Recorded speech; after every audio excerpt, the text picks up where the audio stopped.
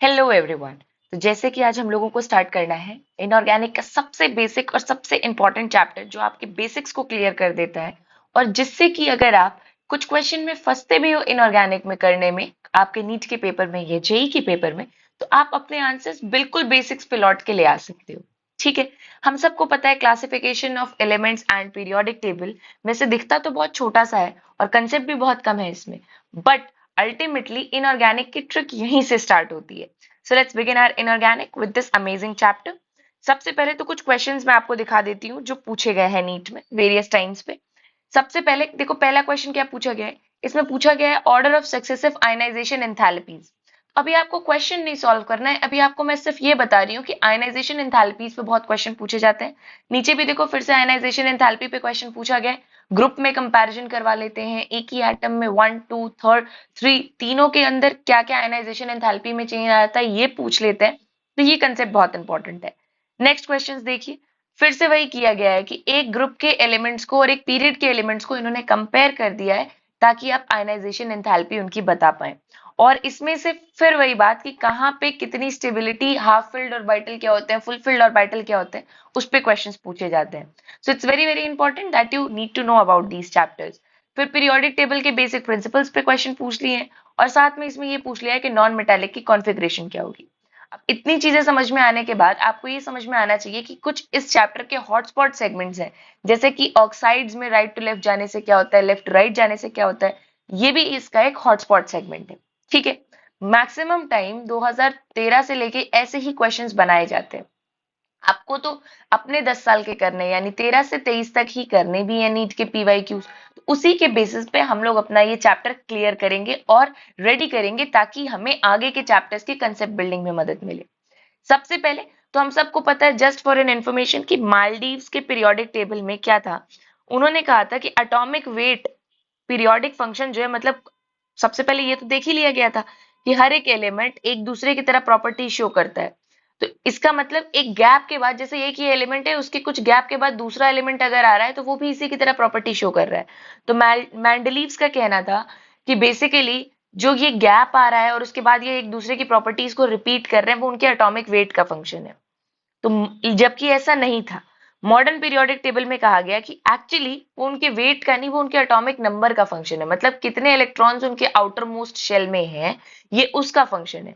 और उसी पे बेस्ड आपका बनाया गया मॉडर्न पीरियोडिक टेबल। उससे पहले आपने पढ़ा होगा कि ट्रायड बनाए गए थे, ऑक्टेव्स बनाए गए थे, है ना, बट वो हमारे लिए एग्जाम पॉइंट ऑफ व्यू से बहुत इंपॉर्टेंट नहीं है।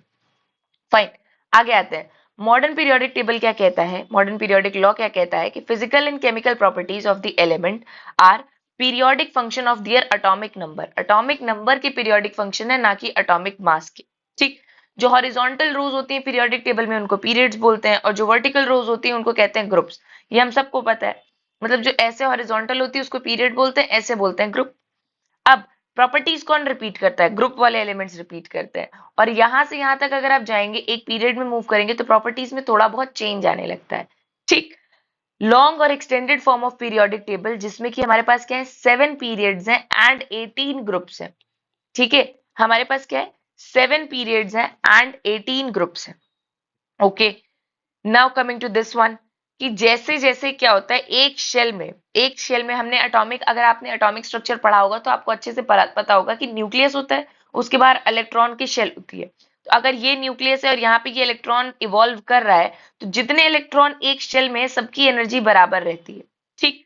और जब आप शेल चेंज करते हो मतलब इसके आगे वाले शेल में जो इलेक्ट्रॉन होगा उसकी एनर्जी इनके कंपैरिजन में ज्यादा होगी। ठीक। अब दूसरी बात क्या आती है कि जैसे जैसे आप एक पीरियड में आगे बढ़ते हो ना, उसमें क्या होता है कि मान लो अगर आप ऐसे हो, पीरियड में आगे बढ़ रहे हो लेफ्ट टू राइट, पहले एक इलेक्ट्रॉन है, फिर इसमें एक और ऐड हो जाएगा, फिर इसमें एक और ऐड हो जाएगा, फिर इसमें एक और ऐड हो जाएगा, इस तरीके का कॉन्फ़िगरेशन चलता रहता है। ठीक है। अब इनको हम नंबर करते हैं फ्रॉम 1 to 7 इसी हिसाब से।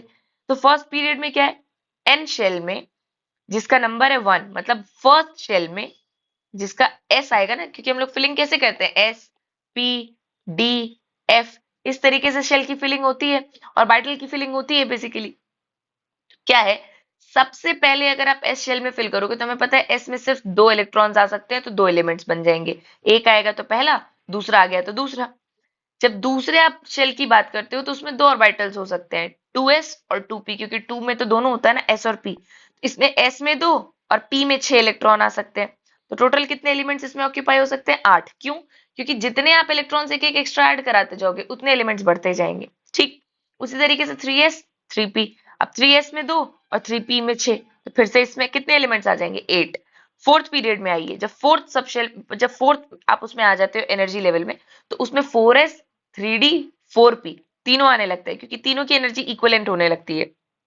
अब इसमें क्या है, 2s में 10 d में और 6p में, यानी 18 एलिमेंट्स।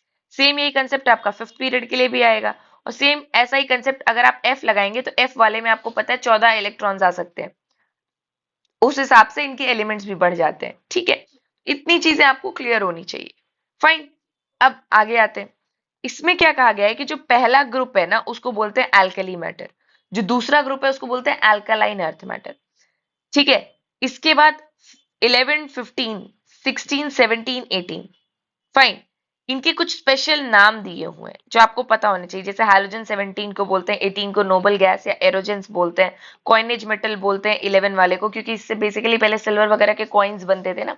ठीक है, पिनकोजेंस बोलते हैं नाइट्रोजन फैमिली को, ऑक्सीजन फैमिली को चैल्कोजेंस बोलते हैं। आपको डिटेल में पढ़ना है, आपको पी ब्लॉक, पी ब्लॉक से बहुत क्वेश्चन आते हैं और बहुत इंपॉर्टेंट है पी ब्लॉक। उसके बेसिक पढ़ाने के लिए मैं आपको पहले ये चैप्टर पढ़ा रही हूँ। ठीक, अब एसपीडीएफ ब्लॉक्स जो बनते हैं, अगर आपका ये पीरियोडिक टेबल है तो आपने सुना होगा कि ये एस ब्लॉक होता है, फिर पी ब्लॉक आता है, फिर नीचे डी ब्लॉक आता है और एफ ब्लॉक आता है। ये बेसिकली कैसे डिवीजन होता है? जो आप ब्लॉक बनाते हो वो डिपेंड करता है कि कौन से ऑर्बिटल की आप फिलिंग कर रहे हो। जैसे अगर आप एस ब्लॉक कह रहे हो, इसका मतलब आप एस ऑर्बिटल में इलेक्ट्रॉन्स को फिल कर रहे हो, तो एस ऑर्बिटल में कितने आ जाएंगे? 1 या 2। अब आप वो किसी का भी एस हो सकता है वो 1s हो सकता है वो 2s हो सकता है वो 3s हो। ठीक, फिर पी ब्लॉक में आते हैं।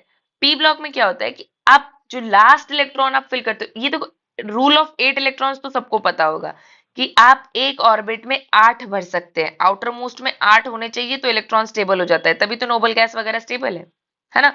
तो अगर आप पी ब्लॉक किसी को कह रहे हो तो पी ब्लॉक का मतलब है कि लास्ट ऑर्बिटल जिसमें इलेक्ट्रॉन फिल कर रहे हो ना वो पी वाला है।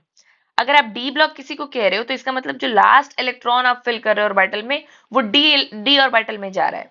ठीक, जैसे ही डी आ जाता है उसको बोलते हैं ट्रांजिशन एलिमेंट्स, और एफ ब्लॉक को बोलते हैं इनर ट्रांजिशन एलिमेंट्स, क्योंकि डी के अंदर होता है एफ और एक्चुअली इलेक्ट्रॉन की फिलिंग एफ में चल रही होती है। ठीक है, अब इसके आगे बात करते हैं।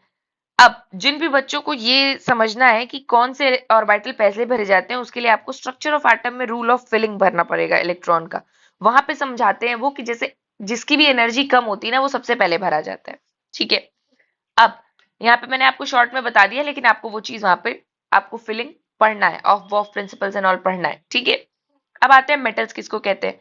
78% से ज्यादा जितने एलिमेंट्स आपके प्रेजेंट हैं left hand side of the periodic table उनको मेटल्स कहते हैं।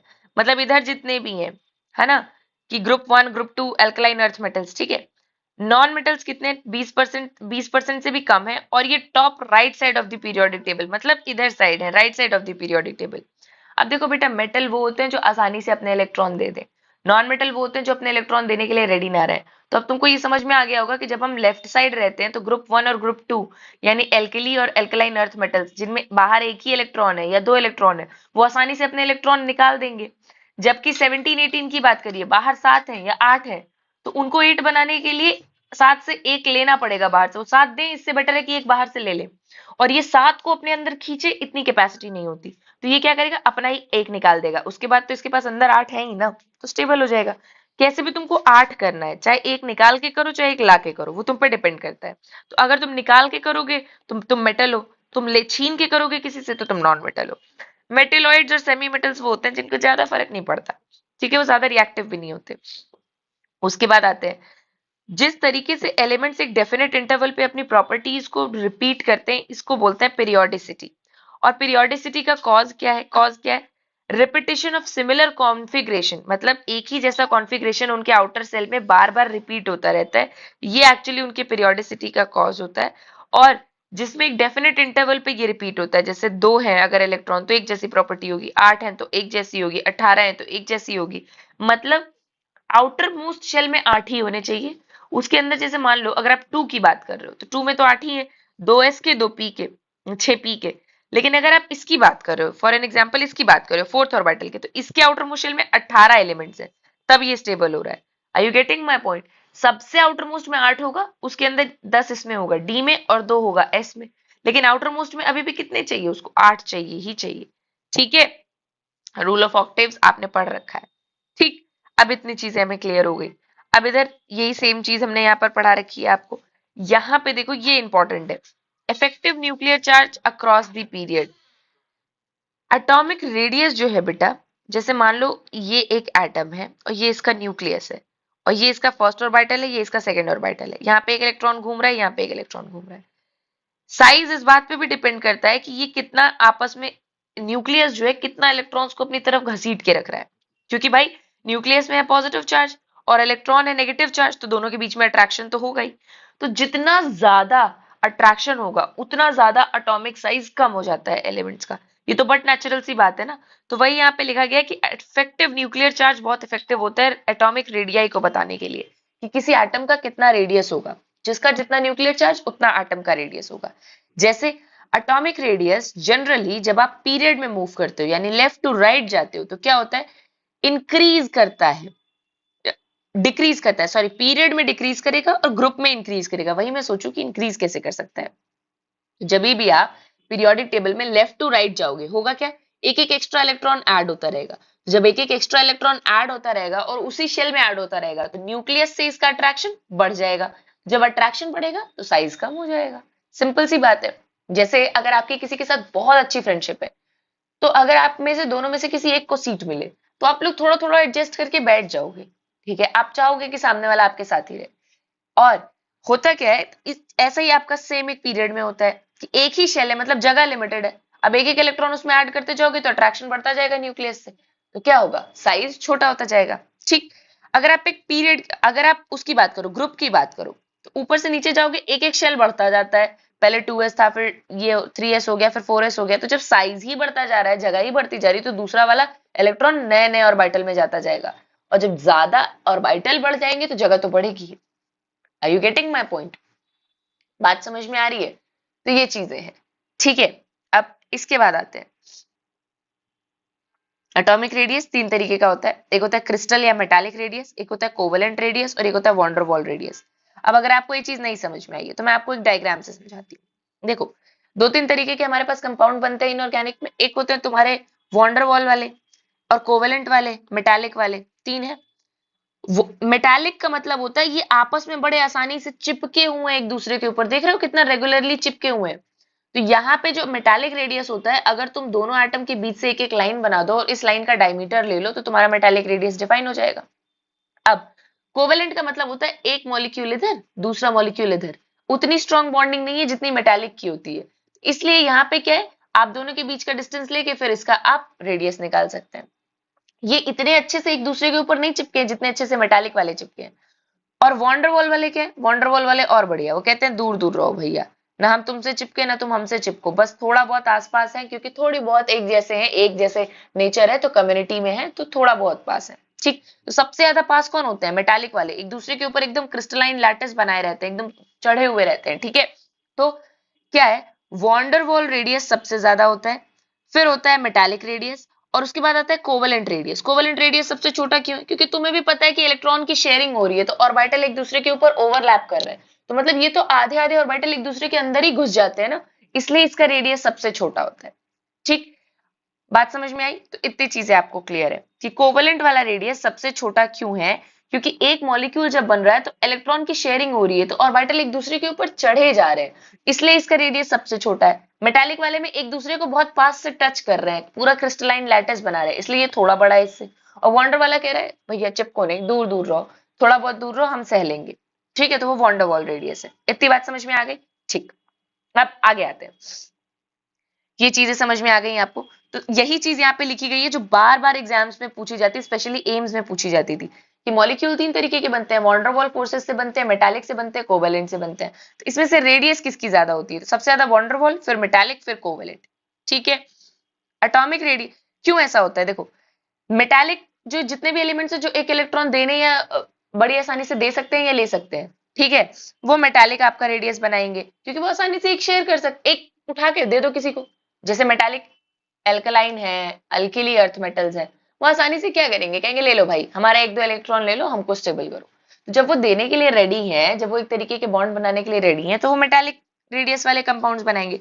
कोवेलेंट वाले का मतलब है नाम देंगे नाम लेंगे, हम शेयर करेंगे हाफ हाफ, पार्टनरशिप, ठीक है, 50% तुम दो 50% हम दे, और इस तरीके से ओवरलैप हो। ठीक। वंडरवॉल में कोई किसी को कुछ नहीं करेगा, एक कम्युनिटी को बिलोंग कर रहे हैं इसलिए एक दूसरे के पास है बस। जैसे कि नोबल गैसेस, आठ आठ एलिमेंट, आठ आठ इलेक्ट्रॉन उनके आउटर मोस्ट शेल में, उनको ना किसी से मतलब है ना किसी से लेना ना देना, लेकिन चूंकि अब दोनों एक जैसे हैं तो थोड़ा थोड़ा आपस में अट्रैक्शन शो करते हैं। ठीक है, तो ये चीज आपको समझ में आ गई होगी। अब हमेशा याद रखना कि कटायन का साइज छोटा होता है किसी भी एलिमेंट के, और अनायन का साइज बड़ा होता है पेरेंट एटम से। अब बोलोगे मैम ऐसा क्यों, ऐसा क्यों? देखो, अब यहाँ पे बड़े ध्यान से समझना। अगर मान लो ये आपका एक एलिमेंट एटम है, फॉर एन एग्जाम्पल अगर आपका ये एलिमेंट एटम है ए, ठीक है, जिसमें कि 10 इलेक्ट्रॉन है, 10 इलेक्ट्रॉन है इस शेल में घूम रहे हैं, ठीक है, 10 इलेक्ट्रॉन घूम रहे हैं। जब तुम इसका कटायन बनाओगे, तो कटायन बनाने का क्या मतलब हुआ कि न्यूक्लियस में अभी भी 10 प्रोटॉन है, बाहर क्या हो गया है, 9 ही इलेक्ट्रॉन है। जब 9 इलेक्ट्रॉन है तो न्यूक्लियस में जो प्रोटॉन है इसका फोर्स हैवी पड़ गया, तो ये अब ज्यादा अट्रैक्टिव होकर खींचेगा।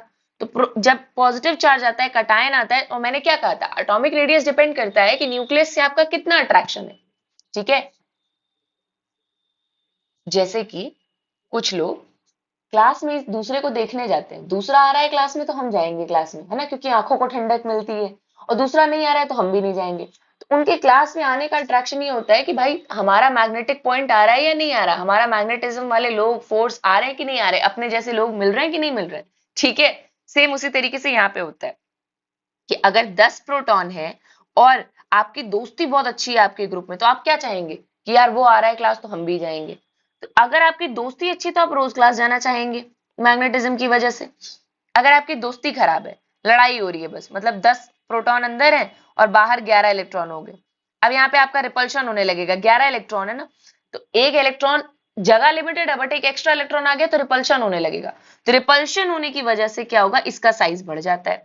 तो पेरेंट एटम का साइज कैटायन से ज्यादा होता है, अनायन से कम होता है।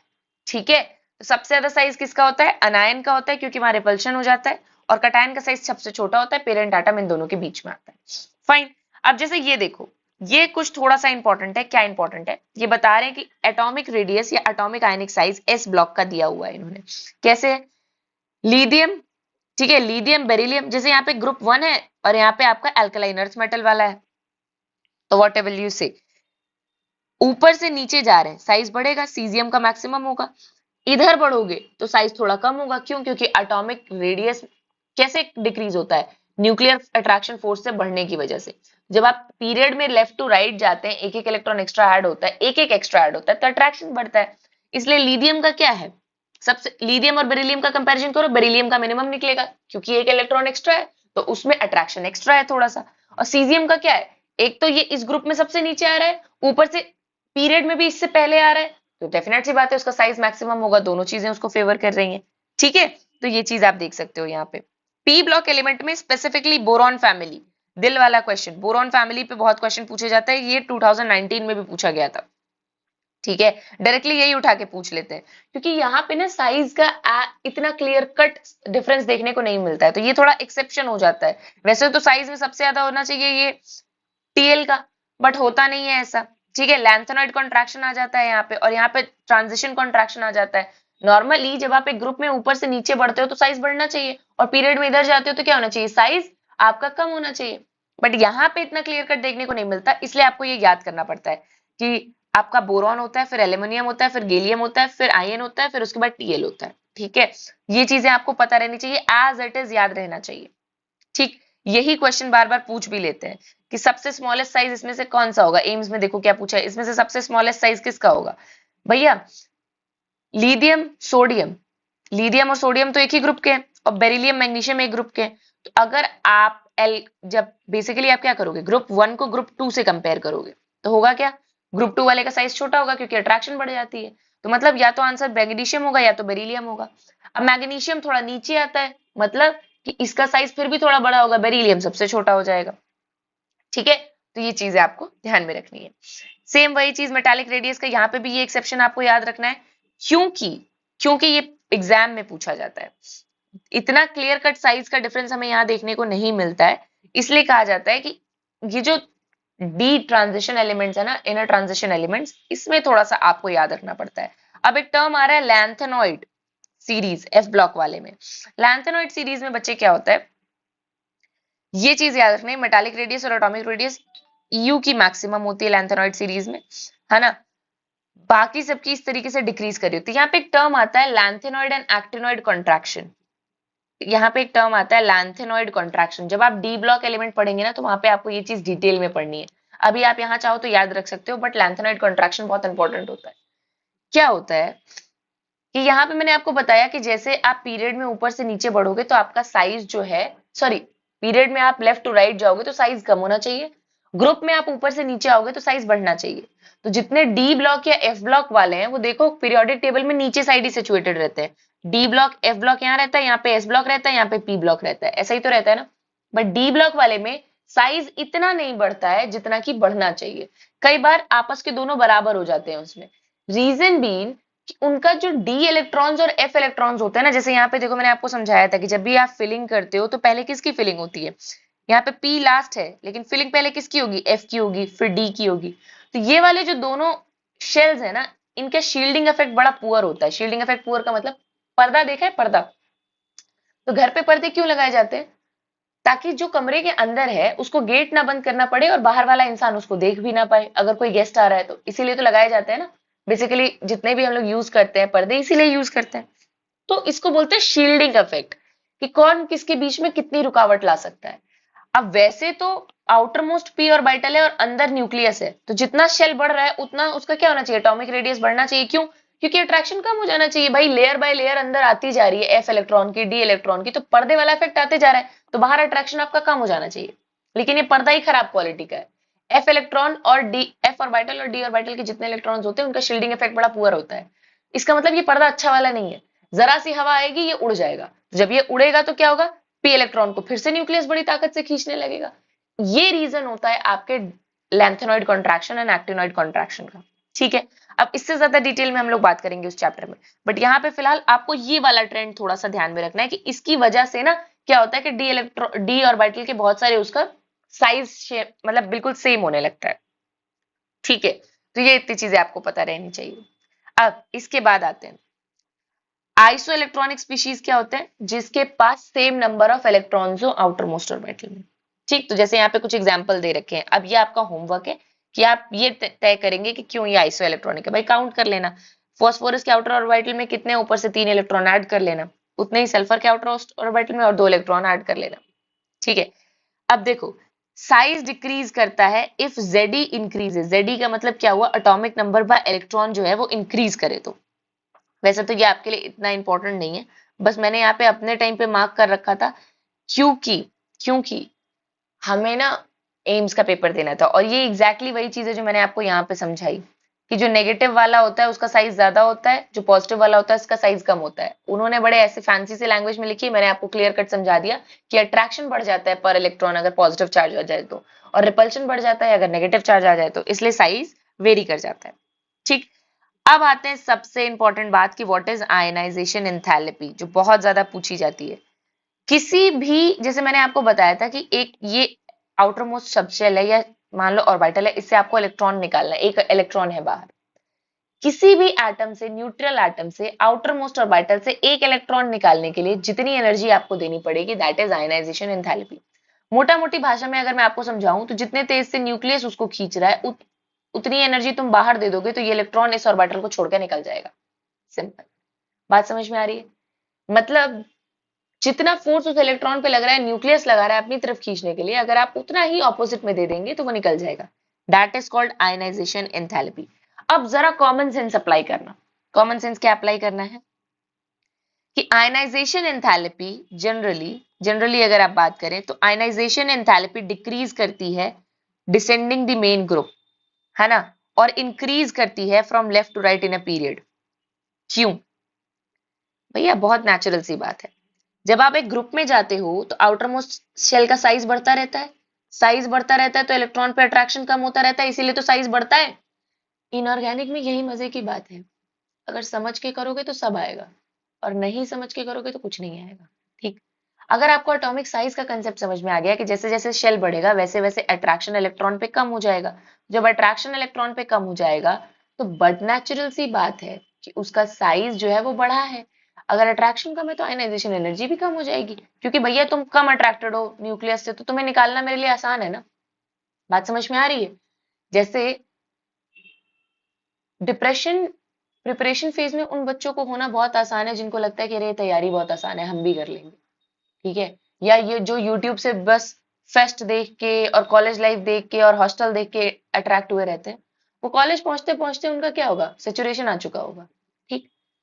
इसलिए आपको अपना मोटिवेशन इतना स्ट्रांग रखना है कि आपको पता है कि आपको कोई आपके एम से डगमगा नहीं सकता। ठीक है, तो ये चीज समझ में आ गई होगी आपको।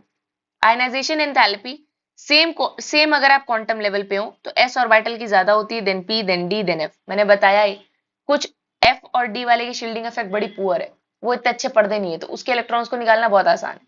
सबसे अच्छा होता है आपका एस वाला क्योंकि इसका साइज छोटा होता है, फिर आता है पी वाला, फिर आता है डी और एफ वाला। तो डी और एफ की ताकत ही कम है इसलिए उनसे इलेक्ट्रॉन निकालना ईजी है। ठीक है, अब आते हैं इलेक्ट्रॉन गेन एंथैल्पी क्या होती है, ये आपको बताना है मुझे कि इलेक्ट्रॉन गेन एंथैल्पी क्या होती है। इलेक्ट्रॉन गेन एंथैल्पी का बेटा मतलब होता है कि अगर ये नॉर्मल एटम है, ये उसका न्यूक्लियस है, एक ही इलेक्ट्रॉन घूम रहा है, अगर मैं बाहर से इसमें एक इलेक्ट्रॉन फेंक दूं, दे दूं, तो इसको बोल देते हैं इलेक्ट्रॉन गेन एंथैल्पी, कि मैं कितनी ताकत से एक इलेक्ट्रॉन इसमें डाल सकती हूँ। ये भी तो हो सकता है कि एटम इंटरेस्टेड हो इलेक्ट्रॉन लेने में, वो कहे प्लीज दे दो प्लीज दे दो, ये भी तो पॉसिबिलिटी है। Electron gain enthalpy is nothing but the energy which the atom will actually require or release जब आप उसमें बाहर से एक इलेक्ट्रॉन जबरदस्ती ठूसोगे। सिंपल सी बात, ठीक है। तो electron the energy released when an extra electron is added to a neutral gaseous atom is called electron gain enthalpy. जैसे मैंने बताया, बाहर से जबरदस्ती हमको उसमें एक इलेक्ट्रॉन ठूसना है, तो उसमें जो एनर्जी जाएगी that is electron gain enthalpy. Electron gain enthalpy becomes more negative and more exothermic from left to right in a period and less negative from top to bottom in a period. क्या मतलब हुआ इसका? बड़ी सीधी सी बात समझना। Electron gain enthalpy समझ जाओगे तो इलेक्ट्रोनेगेटिविटी भी समझ ही जाओगे। ठीक है, कोई सेंस नहीं है इसका। अगर आपको एक चीज समझ में आ गई तो दोनों चीज समझ में आ जाएगी। इलेक्ट्रॉन गेन एंथैल्पी क्या कहती है कि अगर आप पीरियड में मतलब इधर से इधर मूव करोगे तो आपको पता है कि साइज कम होता जाएगा क्योंकि इलेक्ट्रॉन नंबर बढ़ते जाते हैं, एक में 7 होता है, एक में 8 होता है, एक में 6 होता है, इस तरीके से इलेक्ट्रॉन का नंबर बढ़ता जाता है। तो जब आप पीरियड में जाओगे तो वो ज्यादा नेगेटिव होता जाएगा, मतलब ज्यादा एनर्जी तुमको देनी पड़ेगी। Are you getting my point? ज्यादा मतलब, सॉरी ये जस्ट मैंने उल्टा बोल दिया। जैसे आप पीरियड में जाएंगे तो ज्यादा नेगेटिव हो जाएगा, ज्यादा एक्सोथर्मिक हो जाएगा। एक्सोथर्मिक का मतलब पता है क्या? कि वो एनर्जी रिलीज कर रहा है, इसका मतलब वो खुद इंटरेस्टेड है कि मुझे इलेक्ट्रॉन दो। एक्सोथर्मिक मतलब वो अपनी एनर्जी रिलीज कर रहा है। अपनी एनर्जी रिलीज करने से क्या होते हैं लोग? स्टेबल होते हैं। जब भी कोई अपनी एनर्जी रिलीज करता है तो वो स्टेबिलिटी की तरफ जाता है। एक्सोथर्मिक रिएक्शन का मतलब हो गया यहाँ पे कि वो स्टेबल होता जा रहा है।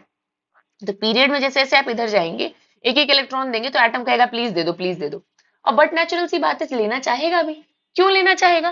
क्योंकि आपका जो ग्रुप 17, 16, 18 है, ये बहुत इलेक्ट्रोनेगेटिव है। इलेक्ट्रोनेगेटिव का क्या मतलब होता है? इलेक्ट्रॉन के लालची लोग, इनको बस कहीं से भी इलेक्ट्रॉन चाहिए।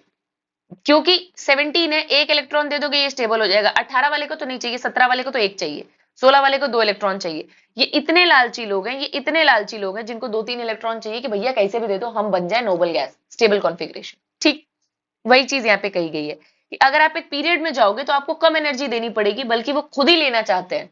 ठीक है, तो इलेक्ट्रॉन गेन एंथैल्पी यहाँ पे एक्सोथर्मिक या ज्यादा नेगेटिव रहेगी। जब आप ग्रुप में जाएंगे ऊपर से नीचे, इसका साइज बढ़ रहा है।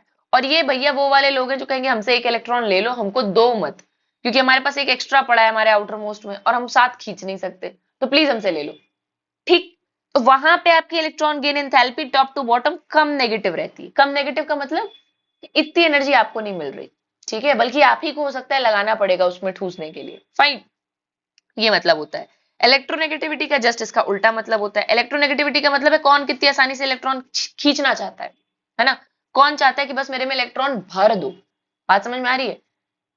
The tendency to attract an electron is known as electronegativity.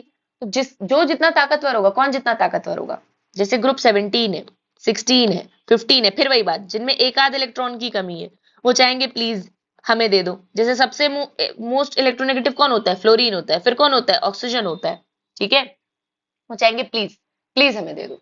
ठीक, तो जो जितना छोटा होगा और साथ में जो जितना इधर नॉन मेटालिक एलिमेंट्स में 17 18 के पास वाला होगा वो उतना ज्यादा इलेक्ट्रोनेगेटिव होगा। ठीक, तुम्हें रीजन समझ में आना चाहिए कि क्यों इलेक्ट्रोनेगेटिव है, उसको बस इलेक्ट्रॉन खींच के अपने अंदर स्टेबल कॉन्फ़िगरेशन बनाने से मतलब है। ठीक है, तो ये चीज आपको समझ में आ गई। अब क्रक्स ऑफ दिस चैप्टर, ये चीज आपको याद रखना है, इधर की जितनी चीजें होती है वो मेटालिक होती हैं। क्यों? क्योंकि यहाँ पे 1 और 2 में क्या है, एक इलेक्ट्रॉन बाहर है वो फेंक देगा, अंदर वाला उसका 8 है, स्टेबल हो जाएगा। दूसरे में भी यही है, एक आध इलेक्ट्रॉन है, एक दो है, फेंक दो बाहर, 8 तो तुम खींच नहीं सकते, फेंक दो। मतलब इधर तुम रहोगे तो इलेक्ट्रॉन गेन एंथैल्पी कम रहेगी। क्यों? वो लेना ही नहीं चाहता, वो कहेगा नहीं भैया। इधर वाले लालची बिल्कुल इलेक्ट्रॉन के, नॉन मेटल्स, वो कहेंगे प्लीज दे दो, प्लीज दे दो, कहीं से दे दो, हमको नोबल गैस बनना है। तो इधर इलेक्ट्रॉन गेन एंथैल्पी बढ़ती है, आयनाइजेशन एंथैल्पी बढ़ती है। क्यों? भैया वो मरा जा रहा है अपना इलेक्ट्रॉन एक एक्स्ट्रा खींचने के लिए, और तुम बात कर रहे हो कि उसमें से एक इलेक्ट्रॉन निकाल दोगे। आयनाइजेशन का तो मतलब यही हुआ ना। क्यों देगा वो, जब दूसरे को खींचने की ताकत रखता है तो आयनाइजेशन एंथैल्पी इधर बढ़ती है कि इतनी आसानी से नहीं देगा, तुमको बहुत ज्यादा एनर्जी लगानी पड़ेगी तब देगा।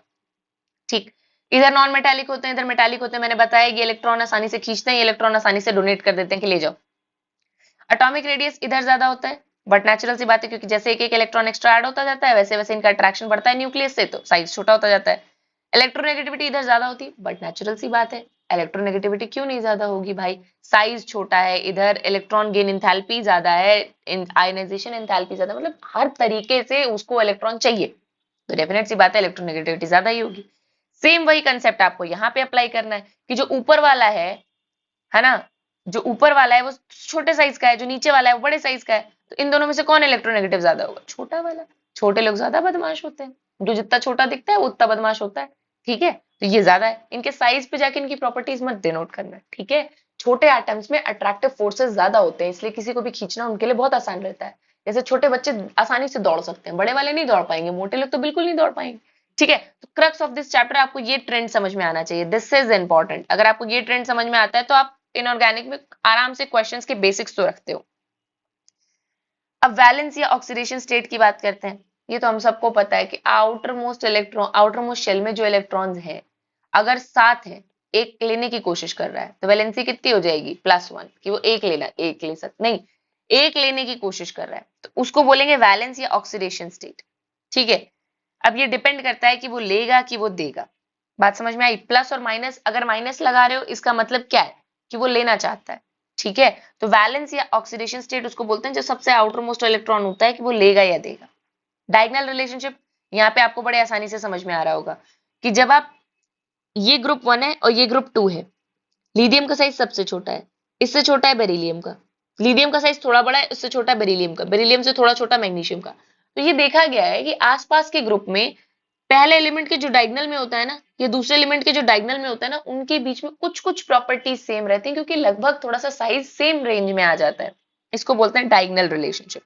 इसको क्या बोलते हैं, डायगोनल रिलेशनशिप। जैसे कि लिथियम मैग्नीशियम को रिजेंबल करता है, बेरिलियम जो एल्यूमिनियम को करता है, बोरॉन जो है वो सिलिकॉन को करता है। बेसिकली साइज की थोड़ी सिमिलैरिटी आ जाती है ना, इसलिए ये लोग एक दूसरे को रिजेंबल करने लगते हैं। ठीक, ये मैंने आपको बता दिया, ये मैंने आपको बता दिया। First member of particular group, जैसे कि एस ब्लॉक, पी ब्लॉक, कुछ आप बाकी मेंबर्स देखो, ग्रुप में क्यों रखा जाता है, इनकी एक जैसी प्रॉपर्टी। जैसे ग्रुप 1 में सारे वो हैं जिनके आउटर मोस्ट ऑर्बिट में सिर्फ एक इलेक्ट्रॉन है और वो इलेक्ट्रॉन निकलना चाहता है, तो इसलिए हमने इनको ग्रुप 1 में रखा। ग्रुप 2 में क्यों रखा, इनके आउटर मोस्ट ऑर्बिट में 2 इलेक्ट्रॉन है और दोनों निकलना चाहते हैं, तो इसने हमको ग्रुप 2 में रखा। तो मतलब इनकी प्रॉपर्टी सेम होती है, बट जो पहला मेंबर होता है वो बाकी मेंबर से थोड़ी बहुत डिफरेंसेस शो करता है बिहेवियर में। इसी को बोलते हैं एनॉमलस बिहेवियर। ठीक है, एनॉलिमस बोल दिया था, सॉरी, उसको बोलते हैं बिहेवियर। ठीक है, क्यों एनॉलिमस बिहेवियर क्यों बोलते हैं, बेसिकली जैसे जैसे आप ग्रुप में ऊपर से नीचे आते हो वैसे वैसे साइज बढ़ता जाता है, तो वो इतना इलेक्ट्रोनेगेटिव या इलेक्ट्रॉन गेन एंथैल्पी रखते नहीं है। ग्रुप में जितना ऊपर हो आप, उतने छोटे साइज के हो, उतने ज्यादा बदमाश हो आप। ठीक, तो उनकी प्रॉपर्टीज बहुत कम ऐसी होती हैं जो थोड़ी से ग्रुप से डिफरेंट होती हैं। तो वही यहाँ पे बताया गया है कि एक तो उनका साइज छोटा है, साथ में उनमें चार्ज ज्यादा है। भाई डेफिनेट सी बात है, अगर साइज छोटा है तो पर यूनिट जो चार्ज है वो तो ज्यादा ही हो गया, और उनकी इलेक्ट्रोनेगेटिविटी भी ज्यादा है, छोटे हैं तो खोटे हैं, ठीक। और उसमें कोई डी ऑर्बिटल भी नहीं है, क्योंकि जैसे जैसे ग्रुप में तुम ऊपर से नीचे आते हो तभी तो डी ब्लॉक स्टार्ट होता है, तो डी ऑर्बिटल आने लगते हैं नीचे वाले मेंबर्स में। तो डी ऑर्बिटल आएगा तो फिर से वही लेंथेनॉइड कॉन्ट्रैक्शन, एक्टिनॉइड कॉन्ट्रैक्शन आने लगेंगे। इनमें तो वो भी नहीं है, इसलिए ये कुछ प्रॉपर्टीज अपने नीचे वाले ग्रुप से अलग शो करते हैं। तो ये आप एआर में पूछा जा सकता है कि पहले वाले मेंबर ग्रुप 1 और ग्रुप 2 के अलग क्यों हैं। ठीक है, इतनी बात समझ में आ गई। अब केमिकल रिएक्टिविटी की बात करते हैं। रिड्यूसिंग नेचर का मतलब होता है तुम कितना जल्दी किसी को इलेक्ट्रॉन दे सकते हो, that is your reducing nature. तुम कितना जल्दी किसी से इलेक्ट्रॉन खींच सकते हो, that is your oxidizing nature. ठीक है, तो रिड्यूसिंग नेचर का मतलब है decreases along the period while oxidizing nature increases. ठीक, जैसे ये पीरियड है तो यहाँ पे तुम रहोगे तो ये ऑक्सीडाइजिंग एजेंट होंगे, ये रिड्यूसिंग एजेंट होंगे। अब तुम्हें समझ में आ गया होगा क्यों, जरा दिमाग लगाओ। राइट साइड वाले इलेक्ट्रॉन खींच सकते हैं दूसरे से क्योंकि इलेक्ट्रोनेगेटिव है, वो कहेंगे दो भैया हमको इलेक्ट्रॉन दो, तो सामने वाले को क्या कर रहे हैं, ऑक्सीडाइज, इसलिए इनको हम क्या बोलते हैं, ऑक्सीडाइजिंग एजेंट। लेफ्ट साइड वाले इलेक्ट्रॉन खींच नहीं सकते, इनकी इलेक्ट्रोनेगेटिविटी पुअर होती है, तो ये क्या कहेंगे, ले लो भैया प्लीज ले लो, प्लीज ले लो। ठीक है, तो ये इलेक्ट्रॉन दे सकते हैं। बात समझ में आ रही है, इसलिए इनको क्या कहते हैं, रिड्यूसिंग नेचर, कि किसी को भी इलेक्ट्रॉन फेंक सकते हैं, ले लो प्लीज, मेरे पास एक ही है मुझे चाहिए ही नहीं, ले लो। और ये क्या कहेंगे, दे दो प्लीज, तो इसलिए क्या आएंगे, ऑक्सीडाइजिंग एजेंट। ठीक, बेसिक कैरेक्टर ऑफ ऑक्साइड्स, भाई जिसके साथ भी ऑक्सीजन जुड़ गया वो ऑक्साइड बन जाएगा। जो बेसिक कैरेक्टर होता है ऑक्साइड्स का वो डिक्रीज करता रहता है, लेकिन एसिडिक कैरेक्टर इंक्रीज करता रहता है। भाई यहां से यहां जाओ तुम, इधर से इधर जाओ, लेफ्ट टू राइट, कौन अच्छा बेस होता है, कौन अच्छा बेस होता है, इधर वाले ग्रुप 1 और ग्रुप 2 वाले अच्छे बेस होते हैं, और इधर वाले ज्यादा अच्छे एसिड होते हैं।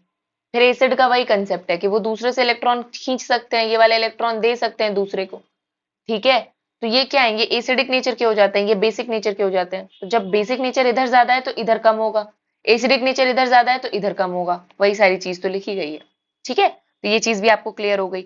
अब ऑक्साइड्स पे थोड़े क्वेश्चन अलग से भी आ जाते हैं, तो इसलिए आपको पढ़ना जरूरी है। ऑक्साइड बेसिक ऑक्साइड हो सकता है, एसिडिक ऑक्साइड हो सकता है, न्यूट्रल किसी से मतलब नहीं, एम्फोटेरिक दोनों जैसा है, एसिडिक भी है बेसिक भी है। न्यूट्रल का मतलब ना एसिडिक ना बेसिक, एसिडिक तो एसिडिक है ही और बेसिक बेसिक है। ठीक है, अब इधर आते हैं। बेसिक ऑक्साइड जनरली कौन बनाता है, मेटल्स। मैंने आपको बताया था left side of the periodic table जहां मेटल्स हैं वो बेसिक ऑक्साइड बनाते हैं। एग्जाम्पल बड़े इंपॉर्टेंट है, एग्जाम्पल याद कर लेना, जैसे सोडियम का ऑक्साइड हो गया, मैग्नीशियम का हो गया, एमएन का हो गया या सीआर का हो गया, तो ये आपके बेसिक ऑक्साइड्स हो गए। एसिडिक कौन होंगे, नॉन मेटल्स। तो नॉन मेटल्स के जो ऑक्साइड हैं जैसे कि नाइट्रोजन, कार्बन, फिर से देख लो मैंगनीज आ गया इसमें भी, और उसके साथ साथ आपका क्रोमियम। तो ये बड़ा इंपॉर्टेंट है, ये जो चेंज हो रहा है ना, ये जो दल बदल रहे हैं, ये एक्सेप्शंस आपको याद रखने हैं, ये पूछे जाते हैं। ठीक है, ये एज इट इज याद रखने हैं, फाइन। अब इसके साथ आते हैं न्यूट्रल, जिनको किसी से फर्क नहीं पड़ता, तुम कुछ भी ले लो, जैसे ये वाले, ये भी बहुत इंपॉर्टेंट है, याद रखना। पांचों न्यूट्रल आपको याद रखने, ये आपको बिल्कुल अच्छे से याद होने चाहिए, एज इट इज पूछ लिए जाते हैं। और एम्फोटेरिक, एम्फोटेरिक का मतलब फिर किसी से मतलब नहीं है इनको। ठीक है, तो एम्फोटेरिक वाले आपको याद रखने हैं। 4-5 हैं बच्चे, एक जनरल कंसेप्ट बना लो, बेसिक वाले जितने होते हैं वो मेटालिक ऑक्साइड्स होते हैं, एसिडिक वाले नॉन मेटालिक ऑक्साइड्स होते हैं। न्यूट्रल और एम्फोटेरिक आपको याद करना है, बिकॉज हमें भी नहीं पता कि कौन कैसे बिहेव करे। ठीक है, तो ये थोड़ी सी चीजें आपको याद रखनी पड़ेंगी, ज्यादा नहीं बट इतना सा तो याद रखना पड़ेगा, क्योंकि एज इट इज इससे क्वेश्चन उठा के पूछ लेते हैं। जैसे कि जिंक, एल्यूमिनियम, जो, फिर भी मैं एक ट्रिक बता देती हूँ, जो मेटल थोड़े बीच वाले हैं, मतलब एस ब्लॉक डी ब्लॉक में ही थोड़े नीचे वाले हैं, वो ना नॉन रिएक्टिव रहते हैं, वो इतने आसानी से रिएक्ट नहीं करना चाहते। जिनमें डी ऑर्बिटल आ जाता है, क्यों, क्योंकि डी ऑर्बिटल की शील्डिंग पुअर होती है, मतलब पर्दे वाला इफेक्ट पुअर है, तो अट्रैक्शन बाहर वाले इलेक्ट्रॉन से बढ़ जाता है। जब अट्रैक्शन बढ़ जाता है तो क्या करते हैं, वो किसी के साथ जनरली रिएक्ट ही नहीं करना चाहते हैं। जब रिएक्ट नहीं करना चाहते तो वो एम्फोटेरिक या न्यूट्रल रहते हैं। ठीक है, या तो करेंगे तो दोनों से करेंगे, नहीं तो किसी से नहीं करेंगे। ठीक है, तो ये वाला फर्क आ जाता है, तो ये आपको याद रखना है। अब इसके साथ साथ इधर आइए, इसमें से कौन सा सबसे ज्यादा बेसिक है, जो सबसे अच्छा बेस होगा उसका ऑक्साइड सबसे अच्छा बेसिक होगा। अब इसमें से देखो कौन सा सबसे अच्छा बेसिक है, मुझे तो सबसे अच्छा मैंगनीशियम लग रहा है। जिंक वाला क्या होता है, न्यूट्रल टाइप का होता है या एम्फोटेरिक होता है ना। इसी तरीके का एल्यूमिनियम वाला भी होता है, और N2O5 तो तुम्हारा एसिडिक है भाई, क्योंकि नॉन मेटल का है। तो ऐसे आप आंसर पे पहुंचोगे। फिर इसमें देख लो एम्फोटेरिक हाइड्रोक्साइड्स की आपको वो बनानी है, लिस्ट बतानी है कि इसमें से कौन सा एम्फोटेरिक है। ठीक है, तो ये भी आप बता ले जाएंगे। जिंक हाइड्रोक्साइड दिख रहा है, ये दिख रहा है जिंक हाइड्रोक्साइड, ठीक है, तो एक ही है जिंक हाइड्रोक्साइड वाला, तो ये वाला आपका हो जाएगा एम्फोटेरिक। तो आपको बेसिक इतने मिनिमम 5 याद रखने हैं, ठीक है। अगर आपको इतने याद हैं तो आई एम श्योर कि आप क्वेश्चंस कुछ कुछ तो आराम से कर ही सकते हो। क्रक्स ऑफ दिस चैप्टर ये ट्रेंड अगर आपको समझ में आ गया तो आप इनऑर्गेनिक अच्छे से कर ले जाओगे। अगर आपको अट्रैक्शन इलेक्ट्रॉन का, इलेक्ट्रॉन गेन इंथैल्पी, आयनाइजेशन, अगर ये अच्छे से समझ में आती है तो आप आसानी से इनऑर्गेनिक कर ले जाओगे। कुछ चीजें हैं बस थोड़ी बहुत याद रखने के लिए, जैसे मैंने 3 चीजें आपको बताई। क्या? एक तो ये बेरिलियम बोरॉन की फैमिली वाला, ये थोड़ा सा इंपॉर्टेंट है याद रखने के लिए। दूसरा आपका ये बेसिक एसिडिक न्यूट्रल, यही वाले आपके थोड़े से याद रखने हैं, एम्फोटेरिक, ठीक है। ये वाले बस थोड़े से आपको याद रखने हैं, बाकी ज्यादा कुछ याद करने का इस चैप्टर में तो नहीं है, ठीक है। इतनी चीजें हम सबको समझ में आ गई। अब आते हैं क्वेश्चंस पे, क्योंकि क्वेश्चन नहीं लगाए तो क्या ही किया आपने। ठीक, देखो पहला क्या पूछा गया है कि सक्सेसिव आयनाइजेशन एंथैल्पीज। आयनाइजेशन का मतलब होता है आउटर मोस्ट ऑर्बिटल से इलेक्ट्रॉन खींच के निकालना, उसको बोलते हैं आयनाइजेशन। जितना न्यूक्लियस उसको खींच रहा है उससे डबल तुम दे दो या उसके बराबर दे दो तो इलेक्ट्रॉन निकल जाता है। थर्ड का मतलब हो गया तीसरा इलेक्ट्रॉन निकाल रहे हो, दूसरे का मतलब हो गया दूसरा, और वन का मतलब हो गया पहला। अब जरा थोड़ा सा कॉमन सेंस लगाना कि न्यूक्लियस है, मान लो इसके आउटर ऑर्बिटल में 3 इलेक्ट्रॉन, तुम पहला निकालोगे तो फर्स्ट आयनाइजेशन एनर्जी हो जाएगी, दूसरा निकालोगे तो सेकंड आयनाइजेशन एनर्जी हो जाएगी, तीसरा निकालोगे तो थर्ड आयनाइजेशन एनर्जी हो जाएगी। यही तो होगा ना, कौन सा ज्यादा होगा, यही पूछा जा रहा है क्वेश्चन। मैंने क्या कहा, कॉमन सेंस अप्लाई करो। पहली बार तुम किसी को चोरी से इलेक्ट्रॉन निकालोगे तो अट्रैक्शन इस पे बढ़ेगा कि नहीं बढ़ेगा, कटायन बनेगा कि नहीं बनेगा, मैम बन जाएगा। जब कटायन बन गया तो साइज छोटा हो गया, अट्रैक्शन बढ़ गया, तो दूसरी वाली आयनाइजेशन एनर्जी पहले के कंपैरिजन में ज्यादा हो जाएगी, ठीक है। जब दूसरा वाला तुम निकालोगे, पहले से कटायन है, अब इसका साइज भी छोटा हो चुका है, अब इसका अट्रैक्शन बढ़ चुका है न्यूक्लियस की तरफ, क्योंकि प्रोटॉन ज्यादा है, 10 प्रोटॉन है और मान लो कि यहाँ पे 9 ही इलेक्ट्रॉन बचे, अट्रैक्शन बढ़ गया। अब इलेक्ट्रॉन निकालना इतना आसान होगा क्या, नहीं, बिल्कुल नहीं, साइज भी छोटा हो चुका है, तो दूसरा वाला निकालना थोड़ा टफ होगा। और जब तुम ये भी निकाल दोगे तो तीसरा वाला निकालना सबसे ज्यादा टफ होगा। इसीलिए आयनाइजेशन एंथैल्पी तीसरे वाले की ज्यादा होगी, देन सेकंड, देन फर्स्ट, ठीक है, ओके। अब इसमें पूछा गया है which group of element shows lowest ionization enthalpy. सबसे कम कौन शो करेगा, मतलब कौन बड़ी आसानी से अपने इलेक्ट्रॉन देना चाहता है, एल्कली मेटल्स। वो कहेंगे प्लीज ले जाओ, हमारे पास आउटर मोस्ट में एक पड़ा हुआ है, एक को तुम ले जाओगे तो हमारा अंदर वाला आर्ट स्टेबल हो जाएगा, तो ये ले जाते हैं, ठीक है। फिर वही बात कि फर्स्ट आयनाइजेशन एंथैल्पी कंपेयर करनी है किसमें, एक पीरियड में कंपेयर करनी है, तो आपको पता है लेफ्ट टू राइट जाते हैं हम लोग तो आयनाइजेशन एंथैल्पी बढ़ती है, ठीक है। और हम लोग क्या करते हैं, ऊपर से नीचे जाते हैं तो आयनाइजेशन एंथैल्पी कम होती है, ठीक है। आपको ये कंपैरिजन करना है, एक पीरियड में करना है और कुछ ग्रुप्स में करना है, ठीक है। सबसे ज्यादा होगा नाइट्रोजन का। क्यों सबसे ज्यादा नाइट्रोजन का होगा, अभी एक कंसेप्ट आपको मैंने बताया था कि जितने भी हाफ फिल्ड ऑर्बिटल होते हैं, और ये आपने एटॉमिक स्ट्रक्चर में भी पढ़ा होगा कि पी में अगर 6 इलेक्ट्रॉन आ सकते हैं, तो अगर इसको हाफ फिल्ड कर दो, मतलब तीनों में एक एक भर दोगे, तो ये स्टेबल हो जाएगा। जितने भी हाफ फिल्ड या फुल्ली फिल्ड ऑर्बिटल्स होते हैं वो ज्यादा स्टेबल होता है, वो आसानी से अपना कॉन्फ़िगरेशन नहीं चेंज करने चाहते, जितने भी हाफ या फुल्ली फिल्ड रहेंगे, क्योंकि उसमें सिमेट्री ज्यादा होती है, ठीक। तो अगर आपको पता हो नाइट्रोजन में ना हाफ फिल्ड पी ऑर्बिटल होता है, इसलिए वो इतनी आसानी से, पी में कितने होते हैं इसके 3 होते हैं, अब पी में टोटल ले कितने सकते हो तुम 6, तो ये हाफ फिल्ड हो गया कि नहीं हो गया, इसलिए इन सब के कंपैरिजन में सबसे ज्यादा होता है नाइट्रोजन का, ठीक है। अगर आपने एटॉमिक स्ट्रक्चर वाला चैप्टर पढ़ा है तो आपको ये कंसेप्ट समझ में आ जाएगा कि इन सब के कंपैरिजन में नाइट्रोजन का सबसे ज्यादा होता है। फिर आएगा आपका कार्बन का, क्योंकि ये देखो कार्बन और नाइट्रोजन क्या है, इस तरीके से पहले वाले पीरियड के, सिलिकॉन और फॉस्फोरस क्या है, नीचे वाले पीरियड के, यही तो है ना, सिलिकॉन और फॉस्फोरस नीचे वाले पीरियड के। तो हमें पता है कि जैसे तुम ऊपर से नीचे जाओगे आयनाइजेशन एंथैल्पी कम हो जाती है, क्योंकि साइज बढ़ जाता है, तो ये दोनों पहले आ गए। कार्बन और नाइट्रोजन में अगर आप कंपेयर करोगे तो नाइट्रोजन का ज्यादा होगा। एक तो भाई डेफिनेट सी बात है कि नाइट्रोजन ज्यादा अच्छा नॉन मेटल है एज कंपेयर टू कार्बन, है ना, क्योंकि वो उसके राइट साइड लाई कर रहा है, बात समझ में आ रही है, इसलिए आपका ऑप्शन हो जाएगा इसमें सी, ठीक है। Ionization enthalpy of nitrogen is more than oxygen. अब आप कहोगे कि मैम नाइट्रोजन ग्रुप 15 का है, ऑक्सीजन ग्रुप 16 का है, तो आपने जैसे बताया कि इधर से इधर जाता है तो आयनाइजेशन एंथैल्पी बढ़ती है, बिल्कुल सही बात है। क्यों बढ़ती है, क्योंकि साइज छोटा होता है। बट मैंने अभी क्या बोला कि जब आप हाफ फिल्ड या फुल्ली फिल्ड ऑर्बिटल देख लेंगे तो उससे ज्यादा स्टेबल कुछ नहीं होता।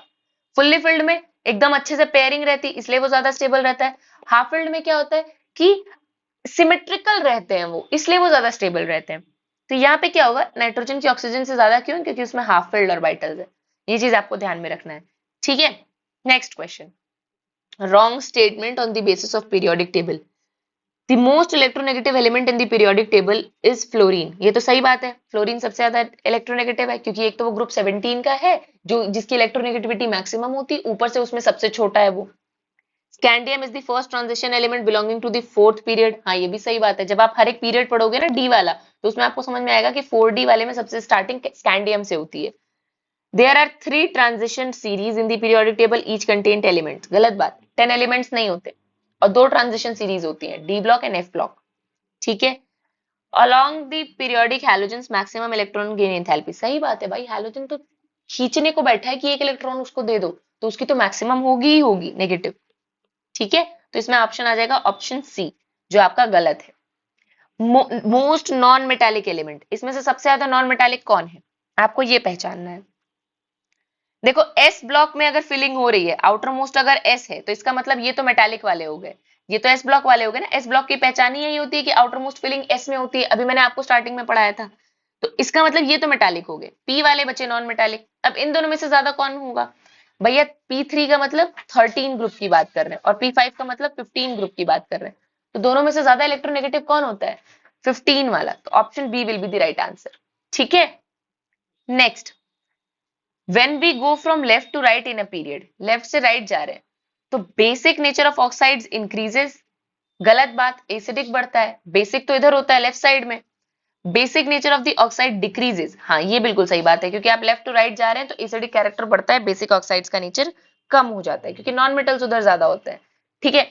आई होप आपको इतनी चीजें क्लियर हो गई हो, इतने से लेक्चर से आपको सारी चीजें क्लियर हो गई हो। कुछ बेसिक चीजें हैं जिसको आपको एज इट इज याद रखना है।